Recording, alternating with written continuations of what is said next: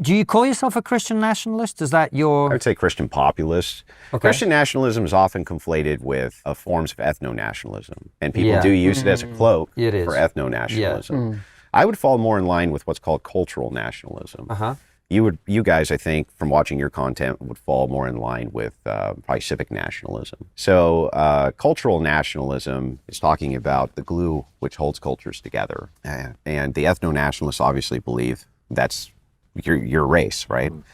Obviously, I think that race is not enough to hold a nation together. There has to be some kind of cultural glue, and that usually comes from religion. So all the laws that I can see seem to be informed by ethics, and those ethics seem to almost universally be informed by Christianity. So you would you'd support mass migration from Christian countries? No. Why not? Well, I don't understand. I want my domestic population to grow. So if I want to tailor the best outcomes for my society, then I want my domestic population to grow. I want those families to be very happy. I want them to have the biggest slice of that American dream, right? Because I'm Christian, but also a nationalist. So the idea here is nation first. Me importing a bunch of people from other countries, not putting my nation first, putting their nation first. So my list of priorities would be God, nation, right? Or I'm sorry, God, family, nation. So culture and borders are very important for the nation.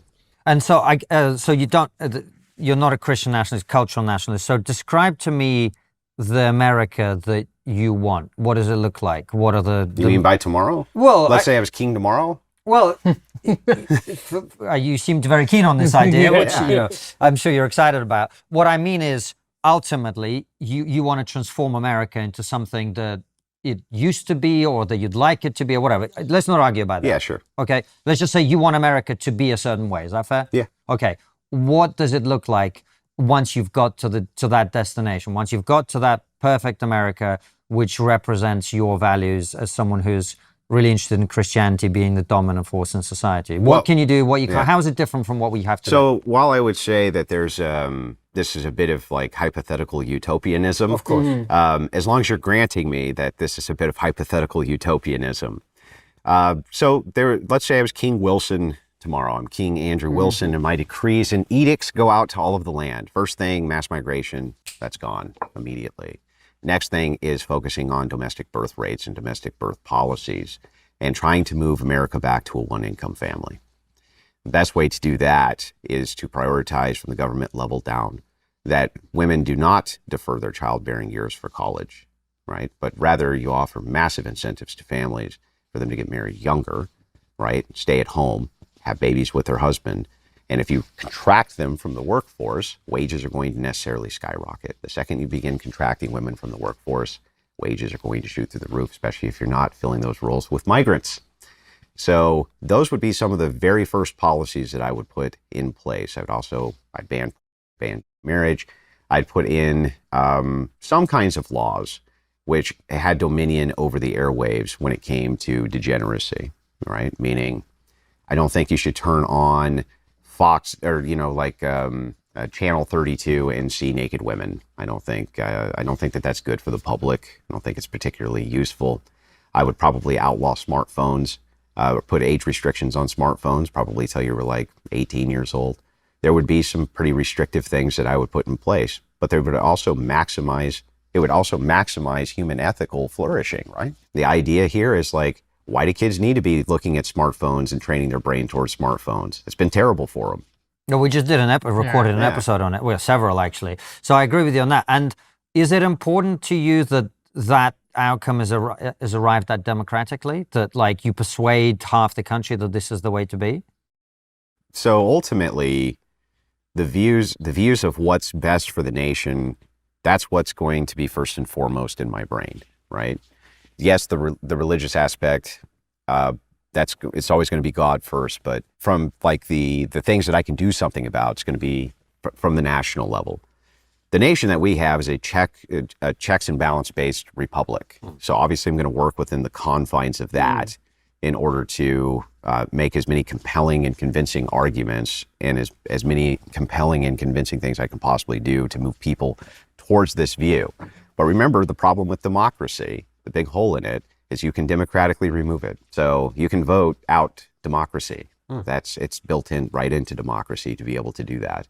And the most American thing you can do is to remove amendments and put in new amendments. We do it all the time, right? And is that what you'd prefer? You don't want America to be a direct democracy? No. What would you like it to be? I would like it to be what it used to be at the beginning, which is a stakeholder democracy at the very least. What does that mean? It means you're either going to have like one household voting, right? So that we're not dividing husbands and wives, because that's really stupid. Or it means that you're going to have some kind of stake in property, or perhaps 4 years of unpaid public service before you can vote. There has to be some skin in the game, in other words. I'd also raise the voting age, probably to 25, right? I think. Would women be allowed to vote? I mean, to at least the degree that men are, but I don't want men to vote for the most part either. I don't think it's a great idea. But it would be equal between men and women in your view. Really? It doesn't sound like it. If you want household, well, what I mean is, it sort of sounds like, well, forgive me if I'm misunderstanding this genuinely, you'd like people to get married and to vote as a household, which I imagine would kind of mean that the head of the family, which is the husband, would tend to decide that. And if a woman isn't married, presumably she wouldn't be getting a vote, partly for that reason. Yeah. Is that fair? Sure. Okay. Yeah, what's wrong with that system? Sounds great. I'm just interested in explaining. Well, it sounds great to you. I'm just interested in... The thing is like, it's really hard. It's really difficult. When people think of things like, what's the argument against this? This is an immutable character. How could you argue that shouldn't be able to vote, or that men shouldn't be able to vote? It's like, well, at our founding, they could not vote. Well, at your founding, as you said yourself, you had slavery, right? So things do change over time. Sure, but the thing is like... Sometimes in a good direction. Sure, and sometimes in a bad direction. Oh, absolutely. So the thing is like, the idea that they had there was that most men couldn't vote. There was no universal suffrage for men, including slaves, right? For the most part, were men. And couldn't vote, because most people weren't allowed to vote. Now, women, the arguments against women voting are pretty simple, and the idea is landholdership and force, right? Can women utilize force in order to maintain land? The answer is no.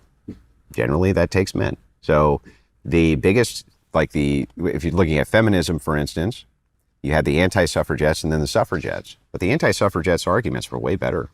The argument was pretty simple. It just worked like this.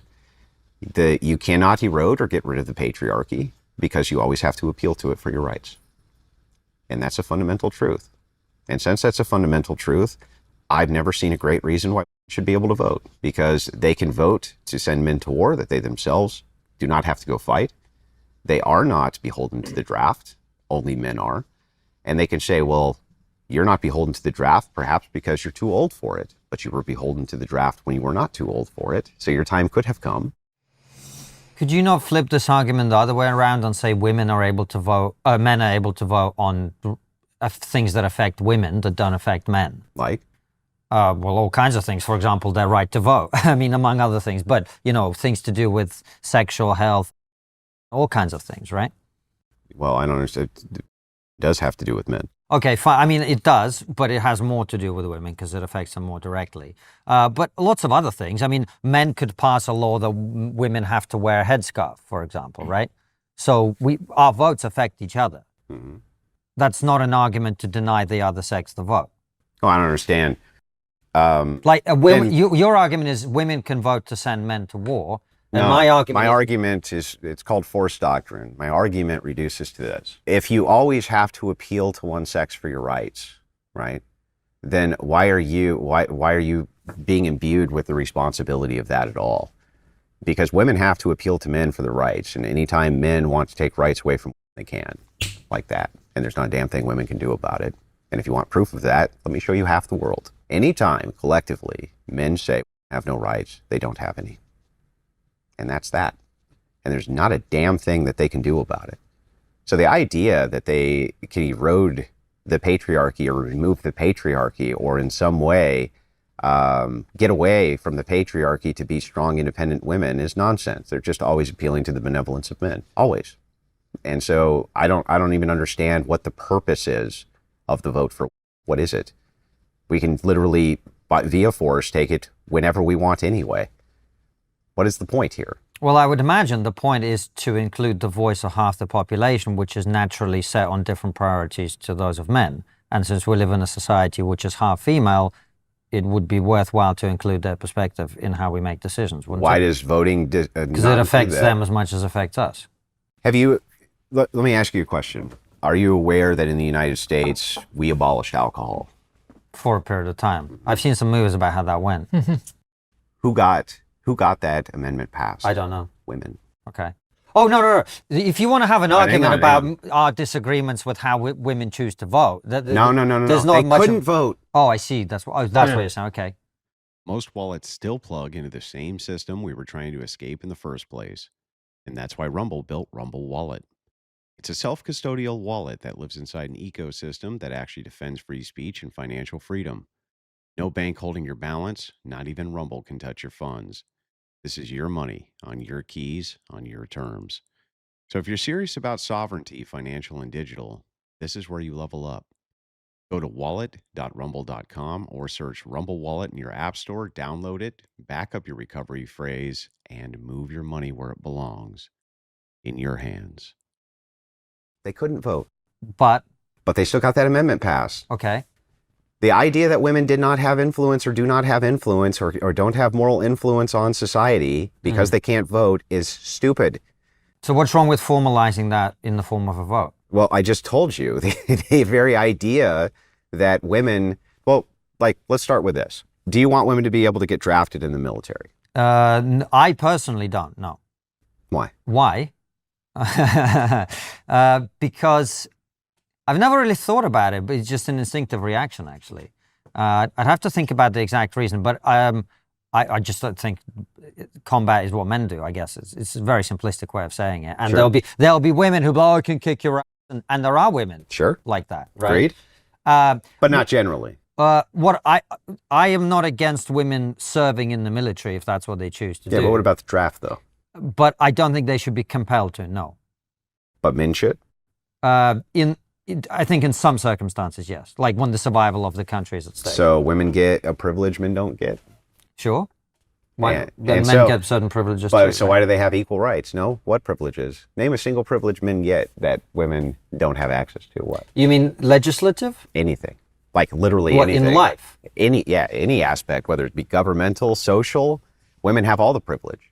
All the privilege? Oh, yeah. Hey, when the Titanic goes down, who gets on the lifeboat? Yeah, but that's a very narrow context. Well, who dies in childbirth, right? Like, I mean, come on, we're different, and almost no women die in childbirth anymore. Well, some still do. Sure, but I mean, some people die. There's probably more women that die in childbirth in America than people who die on the Titanic in the modern. Yeah, is childbirth avoidable? You just don't have, right? No, but what I'm saying is there are outcomes that are better for men in life and for women, and that's a fundamental difference between men and women. Yeah, I understand, but I'm talking about privilege. Can you give me any privilege at all that men have that women don't? Whereas I can give you tons of privileges that women have that men don't. That's what I'm asking. Privilege. Well, I mean, the privilege concept outside the legislative framework is a difficult one. Even inside of it. I'm asking for both, either. Any, in fact. I don't have the data on all this stuff, but I would assume there are contexts in which men are more likely to be employed for a certain thing because they're more likely to be perceived as authoritative, as leaders, things like that. Although that has changed with the kind of woke agenda over the last 10 years. And it works both ways. Like, for instance, preschool teachers. Yeah. I would assume that people would vastly prefer that their kid go to a woman, right? Right. Mm-hmm. So it seems like that privilege is striped across the board. Mm-hmm. So, like, why is it that women get all of the equality, right, but also get all the privilege? That doesn't seem right to me. That seems like it's backwards. So, like, I'm still waiting to hear from anybody ever. What are these privileges men have over women versus what women have over men? So, if you can go and you can be drafted, you can be sent off to war, right?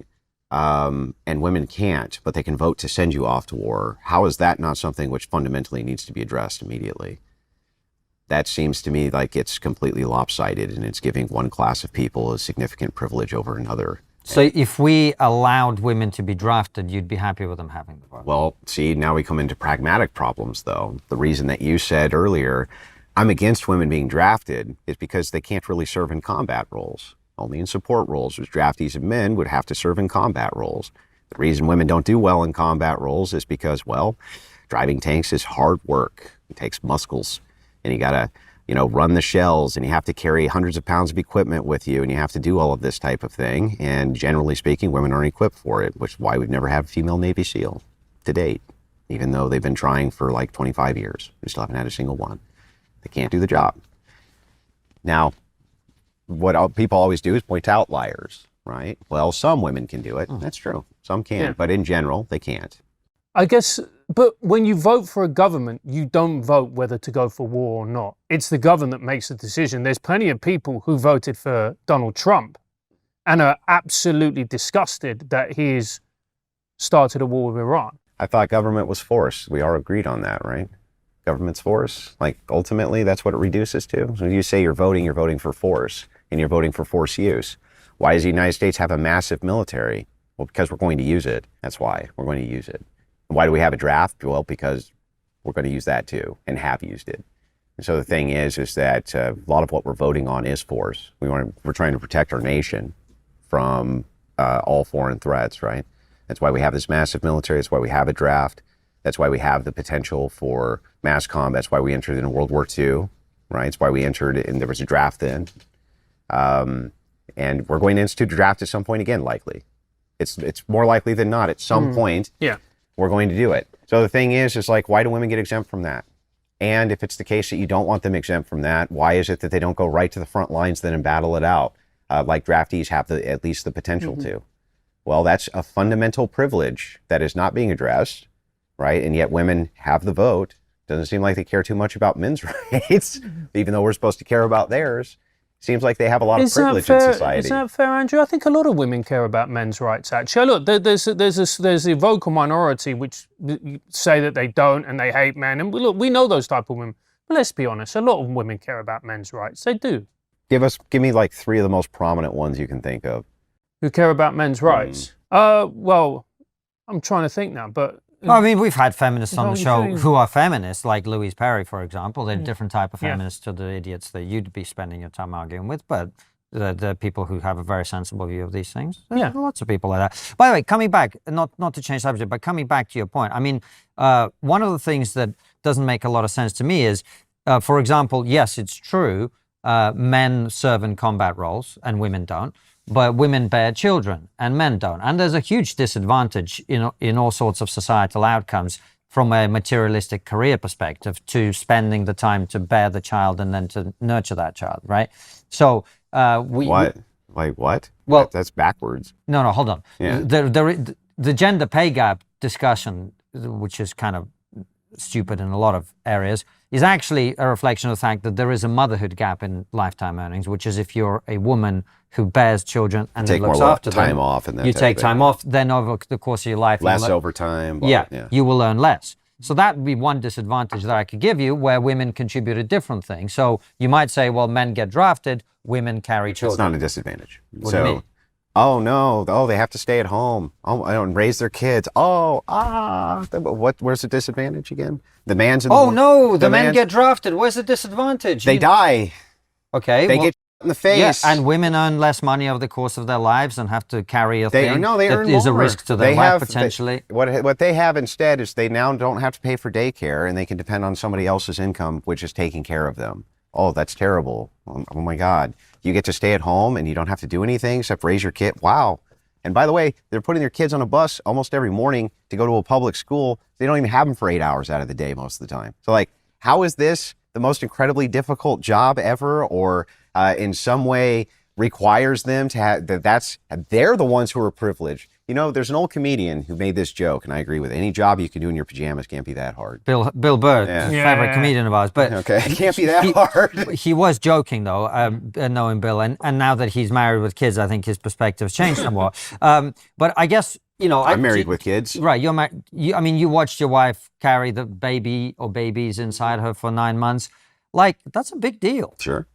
So I guess that to me would be one example versus the hypothetical risk of once every 50 years you get drafted. In a 2-income household, it's a privilege that women get to stay at home. It's a privilege. But we're not talking about staying at home. We're talking about carrying the child. Yeah, but carrying then the child has to be raised. And most women in America then go back to work. Yeah. At a disadvantage, as we just Well, that's not a established. disadvantage, though, right? They don't have to have children. You have to go out for a draft. Well, women do have to have children for our society to reproduce. Well, they're not.